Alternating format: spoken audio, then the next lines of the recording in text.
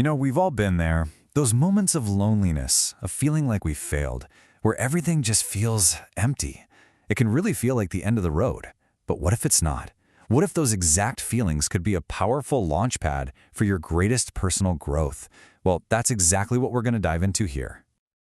Wow, that really hits home, doesn't it? It's in those super quiet moments when all the noise from the outside world finally fades away that the noise inside our own heads can feel absolutely deafening.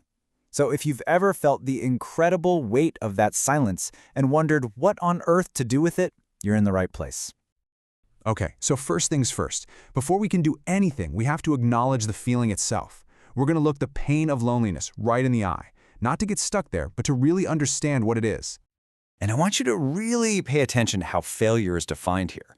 It's not just an event, right? It's an emotional storm. It's that real physical knot you get in your chest, that heavy fog that just rolls into your mind and makes everything unclear. And when you're lonely, it feels like you're the only one out there weathering that massive storm, all by yourself. This is so important to remember. That storm, that single moment of failure, it does not define who you are. It's just one chapter. It is not your entire story.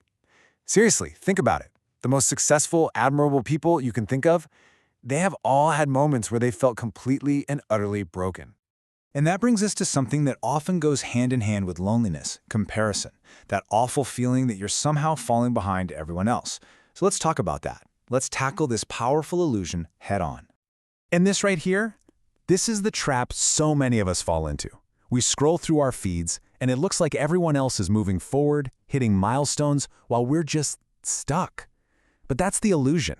The reality is that behind those curated pictures, everyone is dealing with their own silent struggles, their own hidden doubts, their own unseen failures. This is such a critical reminder. Life is not a race, it's a personal journey. And the only pace that truly matters is your own. Your path is completely unique to you, so comparing it to somebody else's, well, it's like trying to find your way using their map. It just doesn't work. All right, now we get to the real heart of it. We've looked at the pain, we've talked about the illusion of being left behind, and now it's time for a major shift in perspective. This is where we learn how to reframe loneliness and emptiness from something we fear into something we can actually understand and use.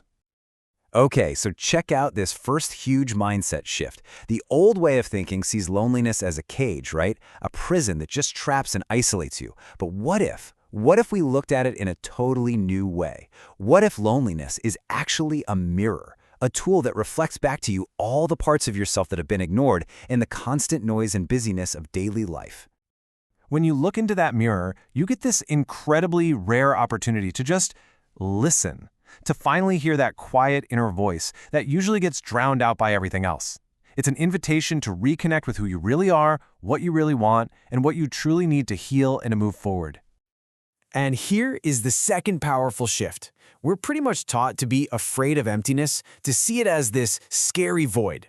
But this new view transforms it into space. It's not nothingness at all. It's fertile ground. It's like an open field where brand new ideas, new strengths, and new directions can finally take root and begin to grow. So this new perspective is great, but how do we actually put it into practice? How do we make it real? Well, this next part is all about turning that insight into action with real, manageable steps to start transforming that pain into genuine power. So instead of running away from the pain, we're going to turn and face it with curiosity. And this question is your starting point. Pain isn't just an enemy you have to defeat, it's actually a messenger. It's trying to tell you something really important. Your job is just to listen to what it has to say. And these questions, they're your guide to listening with compassion. When you ask, what part of me is asking for attention? It's not about finding fault. It's about finding what part of you needs a little bit of care. And asking, how can I use this to grow stronger? That turns you from a victim of your pain into the architect of your own strength. So here are 4 really practical, powerful things you can do. First up, name your pain. Just writing your feelings down helps get them out of your head, and that can take away a lot of their power. Second, reconnect with your body. Even a simple walk can shift your emotional state.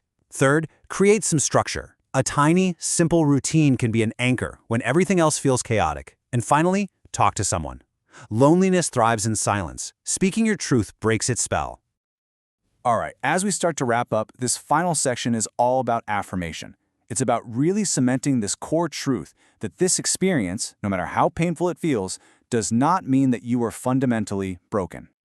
I really want you to hold on to this. Where you are right now is not your final destination. It is one single chapter in a much, much longer book.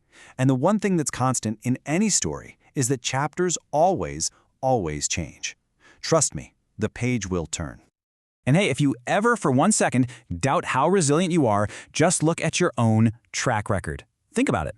You have a 100% success rate of surviving every single hard day you've ever had. That's not luck. That is undeniable proof of the strength that's already inside you.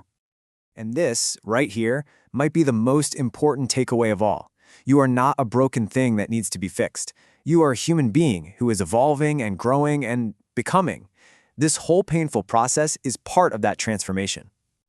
So I want to leave you with this one final thought to hold on to. What if this moment of loneliness, this feeling of failure, what if it's not the end at all?